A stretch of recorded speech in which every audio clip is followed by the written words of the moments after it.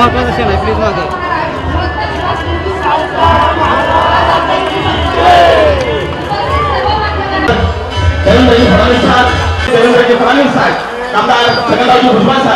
अशी परंपरा या महाराष्ट्रावरती याच तीर्थक्षेत्र आरणमध्ये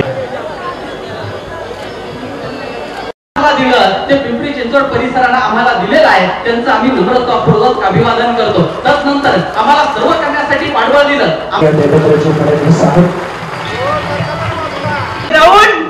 भारतरत्न डॉक्टर बाबासाहेब आंबेडकरांचं संविधान महात्मा ज्योतिबा फुले आणि क्रांतीज्योती सावित्रीबाई फुले यांच्या चरणी देखील वंदन करतो की श्री क्षेत्र उरण या ठिकाणी आज जिथे खऱ्या अर्थानं सावता महाराजांनी संपूर्ण महाराष्ट्राला एक वेगळा विचार दिला, जिथनं विचाराचं अंकुर फुटलं त्या ठिकाणी जर आपण विकास केला नाही तर मला असं वाटतं की त्या विचाराची आपण प्रामाणिक राहिलो नाही त्याचा अर्थ आहे. आणि म्हणून राज्य सरकारच्या वतीनं आजच मी घोषणा करतो, याला अ दर्जा तीर्थक्षेत्र म्हणून मान्यता देण्यात येईल.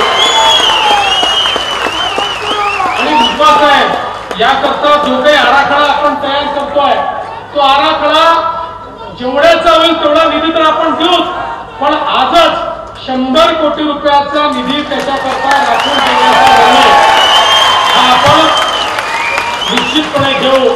कारण तुम्ही स्वतः सांगितलं नामदेव महाराजांनी अरणबद्दल काय बोललेलं आहे. धन्य ते अरण रत्नाची खाण, जन्मला निधान, सावता तो सावता सागर, प्रेमाचा आगर, घेतला अवतार माया घरी, असं स्वतः नामदेव महाराजांनी सांगितलेलं आहे. महाराष्ट्राचं भाग्य किती थोर आहे. ही संत भूमी आहे, संतांची भूमी आहे. एकीकडे छत्रपती शिवरायांनी या ठिकाणी पराक्रमाने याला पराक्रमाची भूमी केलं, पण त्याच वेळी संतांनी याला संत भूमी म्हणून देखील या महाराष्ट्राचा गौरव